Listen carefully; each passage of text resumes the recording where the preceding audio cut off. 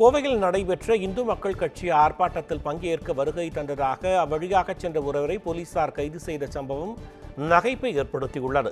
கோவையில் இந்து மக்கள் கட்சி சார்பில் அர்ஜுன் சம்பத்தின் மகன் கைது செய்யப்பட்டதை கண்டித்து ஆர்ப்பாட்டம் நடைபெறும் என அறிவிக்கப்பட்டது. இந்நிலையில் போலீசார் அனுமதி மறுத்த நிலையில் போராட்டத்தில் ஈடுபட முயன்ற இந்து மக்கள் கட்சியினரை போலீசார் கைது செய்தனர். இதனிடையே அவ்வழியாக நடந்து சென்ற நபர் ஒருவரை போலீசார் கைது செய்த நிலையில் தனக்கு என்ன போராட்டம் என தெரியாது என்றும் பக்கத்தில் நடைபெறும் நிகழ்ச்சிக்கு வந்ததாகவும் கூறியுள்ளார்.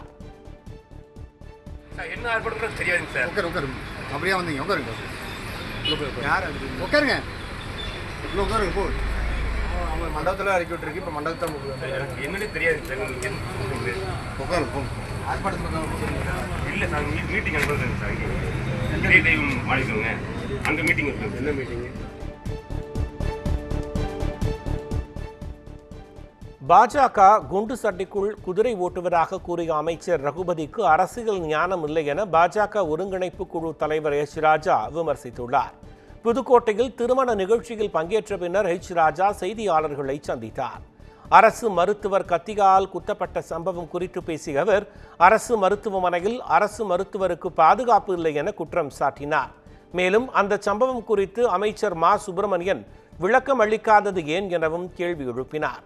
தொடர்ந்து பேசிய அவர், பாஜக குண்டு சட்டைக்குள் குதிரை ஓட்டுவதாக கூறிய அமைச்சர் ரகுபதிக்கு சட்ட ஞானம் இல்லை என நினைத்தேன். அரசியல் ஞானமும் இல்லை என்று தற்போது தெரிய வந்துள்ளது என குறிப்பிட்டார். நண்பர் ரகுபதி அவர்களுக்கு கொஞ்சம் சட்ட ஞானம் கம்மின்னு நினச்சேன். இப்போ அரசியல் ஞானமும் கம்மியாக இருக்குது அப்படின்னு தெரியுது. ஏனென்றால் பாரதிய ஜனதா கட்சி இந்த குண்டு சட்டியில் குதிரை ஓட்டுற கட்சி இல்லை. நாடு முழுவதும் பெரும்பான்மை மாநிலங்களில் பிஜேபி மாத்திரமே ஆட்சியில் இருக்குது. ஒரு அரசு மருத்துவமனையில் அரசு டாக்டருக்கு பாதுகாப்பு இல்லை.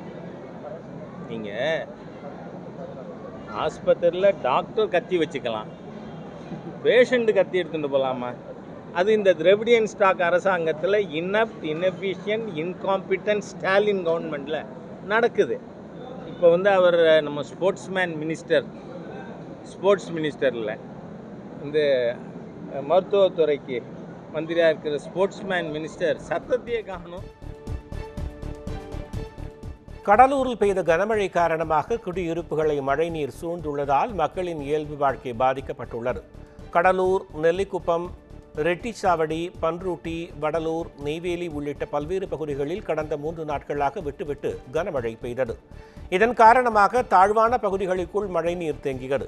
இந்நிலையில் கங்கனாங்குப்பம் பஞ்சாயத்திற்கு உட்பட்ட பாபா நகர், எம்ஜிஆர் நகர் உள்ளிட்ட பகுதிகளில் சுமார் 100க்கும் மேற்பட்ட குடியிருப்புகளில் மழைநீர் இடுப்பளவுக்கு சூழ்ந்துள்ளது. இதனால் வீடுகளுக்குள் உள்ள பொருட்கள் அனைத்தும் சேதமாகி உள்ளதாகவும் இயல்பு வாழ்க்கை பாதிக்கப்பட்டுள்ளதாகவும் மக்கள் குற்றம் சாட்டியுள்ளனர்.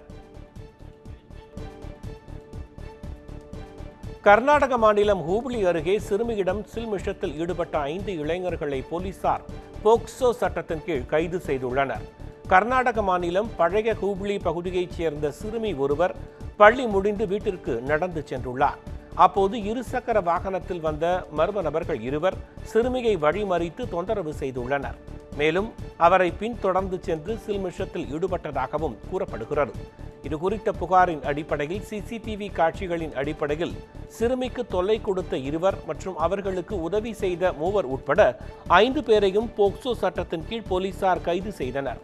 மேலும் அவர்களிடமிருந்து இருசக்கர வாகன மற்றும் செல்போன்களை போலீசார் பறிமுதல் செய்தனர்.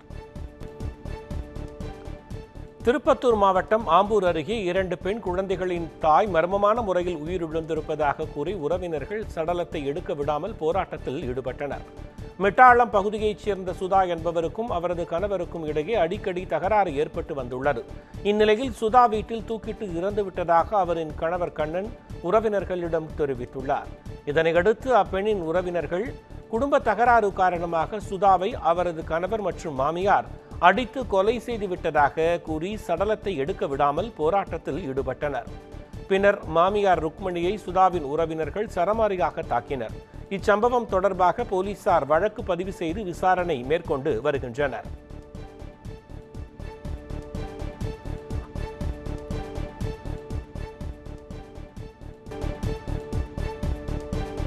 கோவையில் ஹோட்டல் உரிமையாளரை GPS கருவி மூலம் கண்காணித்து அவரது வீட்டின் பூட்டை உடைத்து 50 சவரன் தங்க நகைகளை கொள்ளையடித்த சம்பவம் பரபரப்பை உண்டாக்கியுள்ளது. கோவை ஆர்எஸ்புரம் பகுதியில் ஹோட்டல் நடத்தி வருபவர் குமார்.